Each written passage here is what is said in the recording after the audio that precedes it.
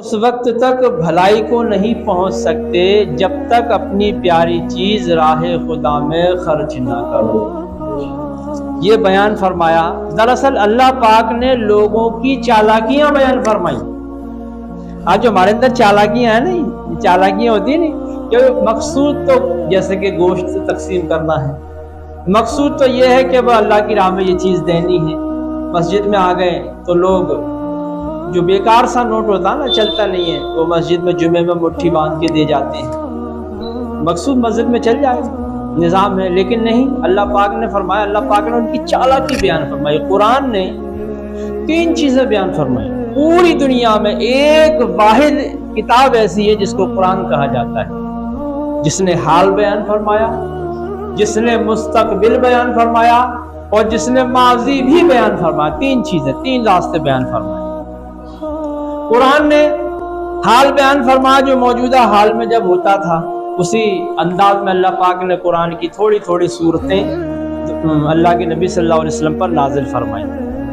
اب لوگ جب اللہ کے نبی کو ستاتے تھے تو اللہ پاک نے نبی کی تسلی کے لیے پچھلے نبیوں کی واقعات بیان فرمائے، جس کو کہا جاتا ہے ماضی، جس کو کیا کہا جاتا ہے؟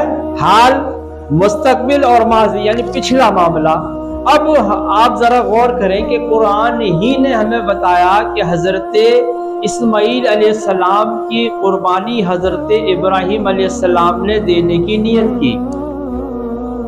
حالانکہ قرآن جو نازل ہوا وہ بہت بعد میں نازل ہوا، لیکن قرآن نے بیان یہی فرمایا کہ جب حضرت ابراہیم علیہ السلام کو خواب ہوا اور کہا ابراہیم اپنی پیاری چیز اللہ کی راہ میں دو، اپنی پیاری چیز اللہ کی راہ میں دو، آپ نے وہ قربان کیے۔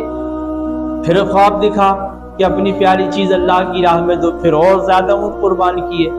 پھر خواب دکھا، پھر سوچنے لگے آخر میری پیاری چیز ہے کون؟ آپ نے اطراف پر نظر ڈالی تو بیٹے پر نظر گئی۔ سبحان اللہ، کہہ دیجیے کہ بیٹے پر نظر گئی، اور بیٹا بھی ایسا فرما بردار کہ جب والد نے کہا بیٹے میں تجھے اللہ کی راہ میں قربان کروں گا، تو بیٹے نے کہا آپ گھبرائیے نا، چلیے ہم آپ کے ساتھ چلتے ہیں، چلیے ہم آپ کے ساتھ چلتے ہیں۔ اللہ پاک نے جب حضرت ابراہیم علیہ السلام ذبح کرنے کے لیے اسماعیل علیہ السلام کو لٹالا تو حضرت اسماعیل علیہ السلام نے کہا باپ میری آنکھوں سے، اپنی آنکھوں سے پٹی باندھ لیجئے، تاکہ ایسا نہ ہو کہ بیٹے کی محبت جوش مار جائے اور اللہ کی راہ میں جو اللہ نے مانگا ہے وہ ہو سکتا ہے نہ ہو۔ تو پیارے اسلامی بھائیوں، چھری چلنے ہی والی تھی، اللہ پاک نے ہم پر کرم فرمایا اور حضرت اسماعیل علیہ السلام کو جبرائیل کے ذریعے ہٹایا اور وہاں دمبا بھیج دیا جس کی قربانی ہوئی۔ یہ اللہ پاک کا بہت بڑا احسان ہے، یاد رکھیے گا۔ اگر اللہ حضرت ابراہیم علیہ السلام بیٹے کی قربانی دے دیتے اور یہ قربانی اللہ پاک بیٹے کی قبول کر لیتا تو ہم لوگوں کو بھی اپنی اولاد کی قربانی دینی پڑتی۔ ذرا سوچنے کی بات ہے کہ ہمیں اپنی اولاد کی قربانی دینی پڑتی۔ اب آپ سوچ رہے ہو کہ اولاد کی قربانی کون دے گا؟ اولاد کو تو سب عزیز رکھتے ہیں، اور حقیقت ہے عزیز رکھتے ہیں کہ نہیں رکھتے ہیں؟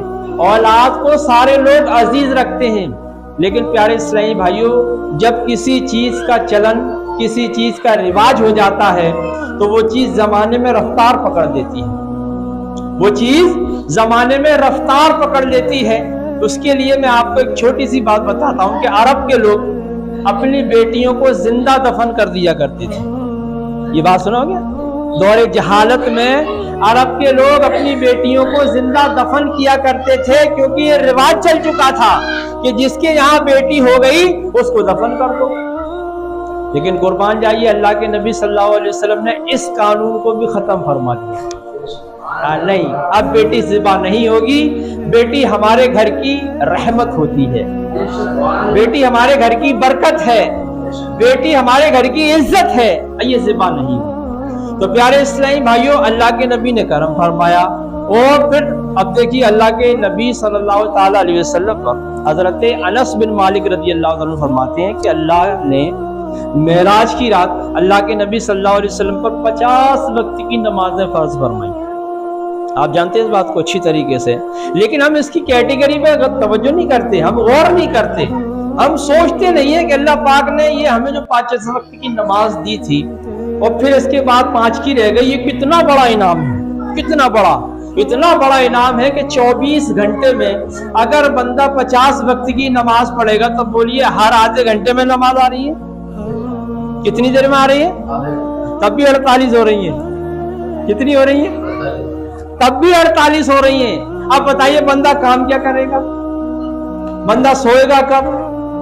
بندہ اخراجات کب پورے کرے گا؟ لیکن نہیں، کرم بالائے کرم یہ ہوا کہ جب 5 رہ گئی تو اللہ پاک نے اپنے محبوب سے فرمایا محبوب ہمارے قول میں تبدیلی نہیں ہوتی، اگر تمہارے امتی 5 ہی پڑھیں گے تو ہم ثواب 50 کا دیں گے، ہم ثواب 50 کا دیں گے، قول میں تبدیلی نہیں ہے. تو یہ انعام ہے اللہ پاک نے جو انعامات ہمیں عطا فرمائے ہیں وہ بہت بڑے ہیں.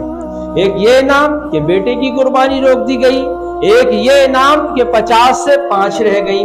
اب اس پر بھی یہ رہا تمغہ کہ لوگ جب اللہ کی راہ میں مال دیتے ہیں تو وہ مال بھی بیکار سا دیتے ہیں، بیکار سا مال دیتے ہیں. جب اللہ کے نبی صلی اللہ تعالی علیہ وسلم پر یہ آیت نازل ہوئی لن تنالوا البر حتى تنفقوا مما تحبون کہ تم اس وقت تک کامیاب نہیں ہو سکتے جب تک تم اپنی پیاری چیز اللہ کی راہ میں خرچ نہ کرو.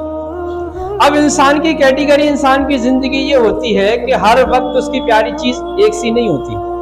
کبھی کبھی ایسا ہوتا ہے کہ اولاد اس کی بہت پیاری ہو جاتی ہے، کبھی کبھی اسی اولاد سے اتنی نفرت ہو جاتی ہے کہ اس اولاد کے لیے مرنے کی دعا کرتے ہیں کہ نہیں کرتے. شادی ہو گئی، بچے ہو گئے، اس کے باپ بوڑھا ہو گیا یا ماں بوڑھی ہو گئی تو وہ والدین کو نہیں دیکھیں، ماں کو نہیں دیکھیں اور اپنی بیوی کو دیکھتا ہے تو ترس آتا نا، رحم آتا نا کہ اللہ پاک اس سے تو بہتر تھا کہ یہ ختم ہو جاتا. تو کبھی کبھی وہی چیز پیاری اور کبھی کبھی وہی چیز ہم اس کے لیے مرنے کی دعا کریں. تو اللہ پاک نے جو مسلمانوں کے اندر یہ چیزیں تھیں، اس چالاکی کے بارے میں اللہ کے نبی کو فرمایا کہ یہ چالاکی نہ کریں، جو تم اللہ کی راہ میں دیتے ہو اللہ پاک وہ سب دیکھ رہا ہے. ایک کھجور کا دانہ، حضرت حسن بصری رحمۃ اللہ تعالی علیہ فرماتے ہیں اس آیت کی تفسیر میں، آپ کہتے ہیں اس سے مراد مسلمان کا مال جو اسے زیادہ محبوب ہو، زیادہ پسندیدہ ہو، اللہ کی راہ میں دے، اگرچہ ایک کھجور کا دانہ ہی کیوں نہ ہو، وہ اس آیت میں داخل ہے. وہ اس آیت میں داخل ہے لن تنالوا البر حتى تنفقوا مما تحبون کہ تم اس وقت تک کامیاب ہو ہی نہیں سکتے جب تک اپنی پیاری چیز راہ خدا میں خرچ نہ کرو. اب کبھی کبھی پیسہ بھی پیارا ہوتا کہ نہیں ہوتا؟ جیسے پیسہ نہ ہو اور وہی مال ہے، اسباب ہیں کہ ہم پر قربانی واجب ہے، زکوٰۃ ہم پر واجب ہے، اگر یہی مال ہم دے دیں گے تو یہ مال ختم ہو جائے گا.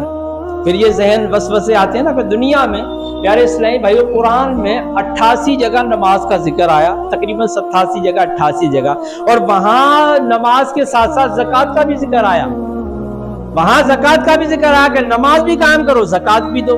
اب یہ زکوٰۃ، فطرہ، صدقات اس کو کہا گیا یہ اللہ کی راہ میں ہے، جو بھی آپ دو گے یہ اللہ کی راہ میں ہے اور اللہ کی راہ میں بہتر چیز دیا کرو. تو اب بہتر چیز کیا ہے؟ انسان کی پوری زندگی میں، انسان کی پوری زندگی میں سب سے بہتر زمانہ جو ہوتا ہے وہ جوانی کا ہوتا ہے. ذرا غور کیجئے گا کہ انسان کی پوری زندگی میں سب سے بہتر زمانہ وہ ہوتا ہے جو جوانی کا ہوتا ہے. بچپنے میں وہ محتاج ہوتا ہے، جب وہ روئے گا ماں دودھ پلائے گی، جب وہ روئے گا ماں اسے پیشاب پخانہ کرائے گی، جب وہ روئے گا اس کے لیے دوا کا انتظام کیا جائے گا. اور پھر جب بڑا ہوتا ہے وہ تو پھر وہ اسے رونے کی حاجت نہیں، وہ بتا دیتا ہے. لیکن قربان جائیے ماں باپ کیسی بڑی نعمت ہے کہ بچہ چھوٹا سا ہوتا ہے نا تو اس کے حالات دیکھ کر کے سمجھ جاتے ہیں بچے کو پریشانی کیا ہے. پھر بچے کو بڑے ہو کر وہ الگ بات ہے کہ آپ نہیں سمجھتے، آپ بوڑھے ہو گئے ہو. تو پیارے اسلامی پھر بڑھاپے میں انسان